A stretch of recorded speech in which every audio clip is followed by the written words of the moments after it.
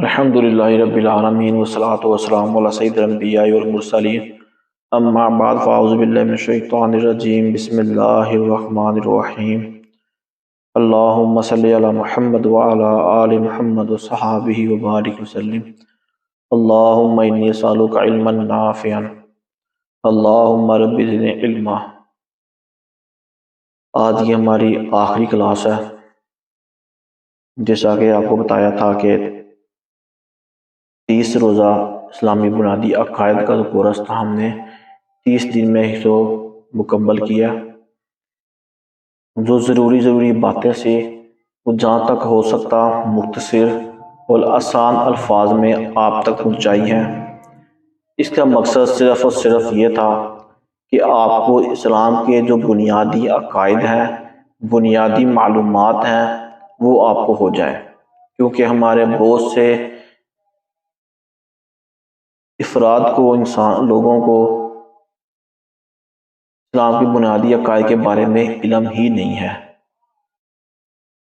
تو آپ تک جہاں تک ہو سکا دو بنیادی عقائد کے مختصر تفصیل سے تو نہیں بیان کر سکے، لیکن مختصر اور آسان الفاظ میں بیان کیے۔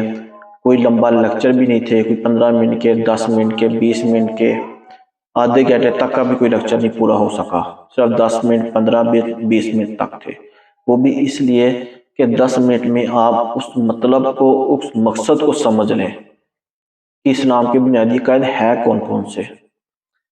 اس کی تفصیل تو بہت زیادہ ہے، دلیل بہت ہے، دلائل قرآن و احادیث کی روشنی میں بہت ہے، لیکن 1 گھنٹے کے یا 2 گھنٹے کے لیکچر دینے میں فرق یہ ہوتا ہے کہ انسان کو کچھ باتیں سمجھ میں آتی ہیں، کچھ نہیں آتی۔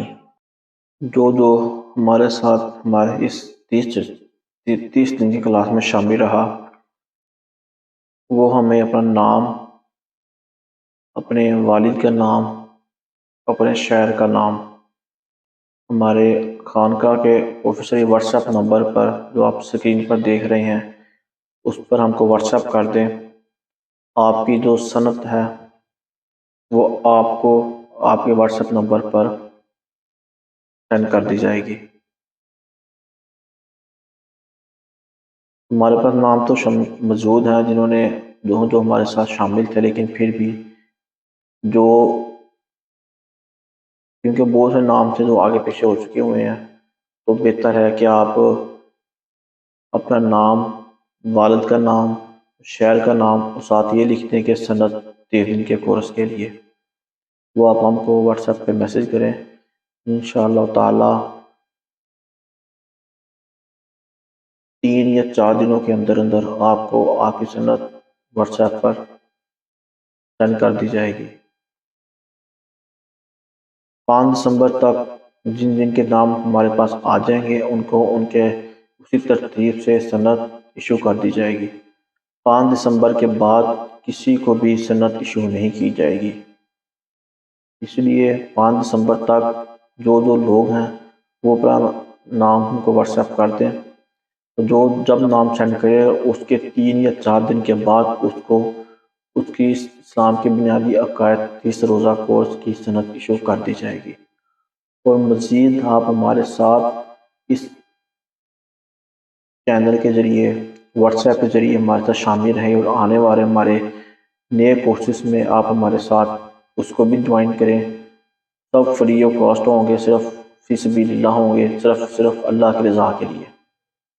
اگر کوئی ویسے تعاون کرنا چاہے تو وہ اللہ کی رضا کے لیے ہمارے ساتھ مالی طور پر، اگر کوئی مالی یا کسی طرح کا بھی خدمت پیش کرنا چاہتا ہے، گرافک کے لیے، ایڈیٹنگ کے لیے، کچھ بھی طرح کا کوئی بھی ہمارے ساتھ تعاون کرنا چاہتا ہے یا ہماری ٹیم کے ساتھ مل کر کام کرنا چاہتا ہے، وہ اپنی خدمت ہم کو بتائے، ہم اس کی خدمت خانقاہ کے لیے منظور کریں گے۔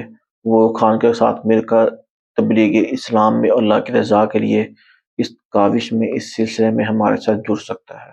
اللہ تعالیٰ آپ سب کا حامی اور ناصر ہو، اور مجھ کو اور ہماری ٹیم کو صحیح طریقے سے اسلام کی خدمت کرنے کی توفیق عطا فرمائے، اور آپ لوگوں کو بھی اس کی خدمت کی توفیق عطا فرمائے، آمین۔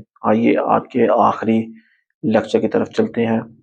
آج کے لیکچر کا ہمارا ٹاپک ہے اسلام کا پیغام آفاقی ہے۔ اسلام صرف دنیا عرب تک نہیں موجود، دنیا میں عرب مسلمانوں کی تعداد کل مسلمان آبادی کی 15 سے 20% ہے۔ انڈین مسلمان عرب مسلمانوں سے زیادہ ہے اور انڈونیشیا میں مسلمان انڈیا سے بھی زیادہ ہیں۔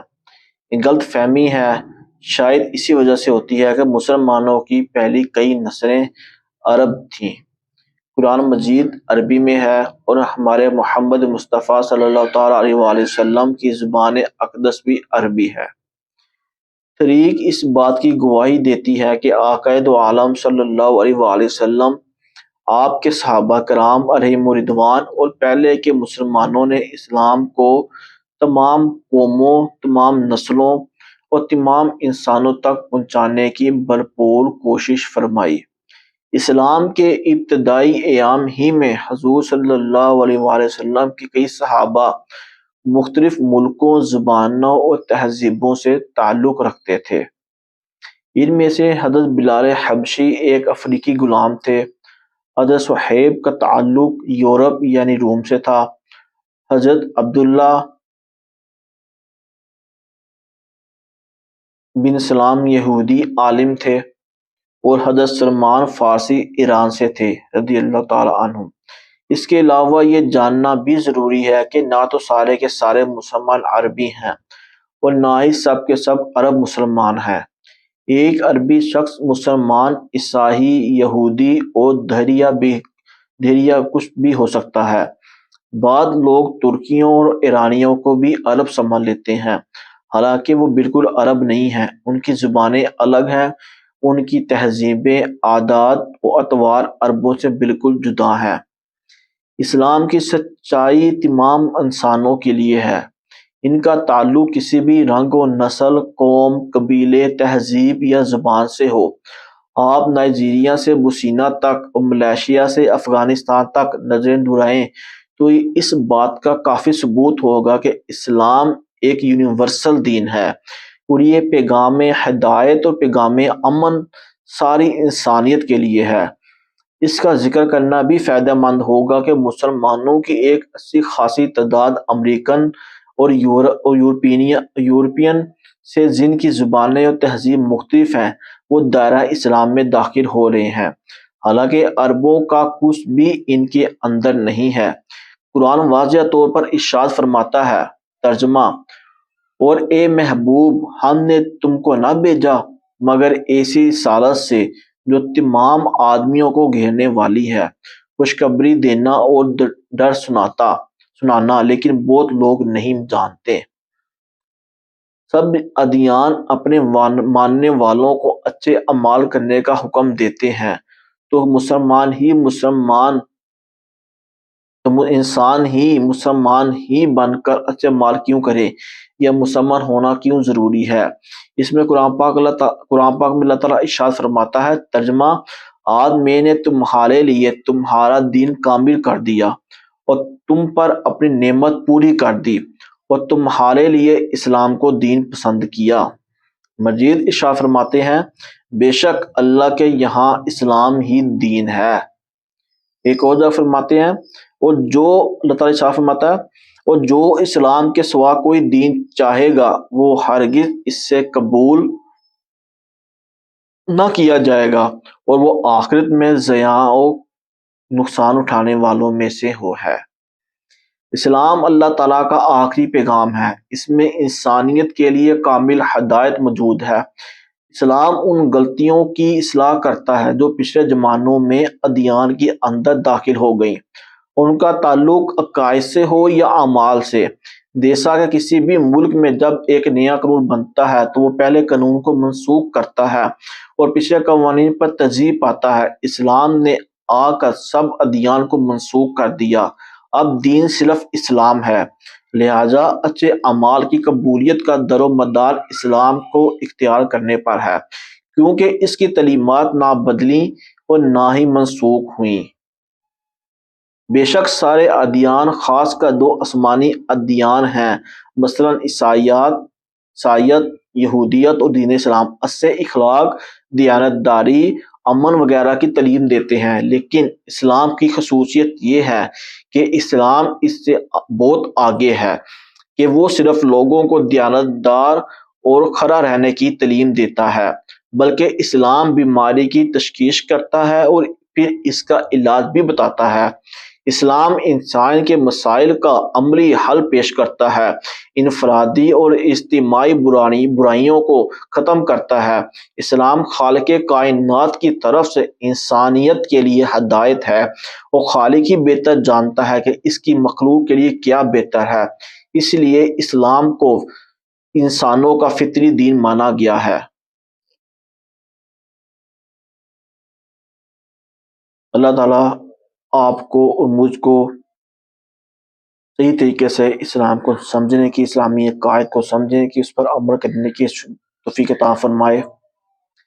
اسلام وہ سچ ہے جس کی بنیادیں بہت مضبوط ہیں، ان مضبوط بنیادوں پر کھڑا ہوا مسلمان بغیر کسی شک و شبہ کے اللہ تعالیٰ کے توحید کو مانتا ہے اور اللہ عز و جل کے محبوب حضرت محمد مصطفیٰ صلی اللہ تعالیٰ علیہ وآلہ وسلم کو آخری نبی مانتا ہے۔ دعا ہے اللہ تعالیٰ ہم کو صحیح طریقے سے تبلیغ اسلام کرنے کی توفیق عطا فرمائے۔ 30 دنوں کے اندر مجھ سے کوئی بھی غلطی کوتاہی کسی بھی طرح کی ہو گئی ہو تو میں اس سے معافی مانگتا ہوں، اللہ کے حضور توبہ کرتا ہوں کہ اللہ تعالیٰ مجھے مزید غلطیوں سے بچائے، اگر کوئی غلطی ایسی ہو گئی اس پر رجوع کرنے کی توفیق عطا فرمائے۔ ایک عظیم سند کے ساتھ ایک عظیم پیغام آپ کی خدمت میں پیش کرتا ہوں۔ حضرت امام رضا رضی اللہ تعالیٰ عنہ بیان کرتے ہیں اپنے والد گرامی حضرت موسیٰ کاظم رحمۃ رضی اللہ تعالیٰ عنہ سے، آپ بیان کرتے ہیں اپنے والد گرامی حضرت امام جعفر صادق رضی اللہ تعالیٰ عنہ سے، آپ بیان کرتے ہیں اپنے والد گرامی حضرت امام محمد الباقر رضی اللہ تعالیٰ عنہ سے، آپ بیان کرتے ہیں اپنے والد گرامی امام زین العابدین رضی اللہ تعالیٰ عنہ سے، آپ بیان کرتے ہیں اپنے والد گرامی حضرت امام حسین رضی اللہ تعالیٰ عنہ سے، آپ بیان کرتے ہیں اپنے والد گرامی حضرت مولا کائنات حضرت علی مرتضیٰ کرم اللہ وجہہ الکریم، آپ بیان کرتے ہیں کہ محمد رسول اللہ صلی اللہ تعالیٰ علیہ وآلہ وسلم نے ارشاد فرمایا، ایمان نام ہے دل سے جاننے، زبان سے اقرار کرنے اور اعضاء سے عمل کرنے کا۔ لا الہ الا اللہ محمد رسول اللہ صلی اللہ تعالیٰ علیہ وآلہ وسلم۔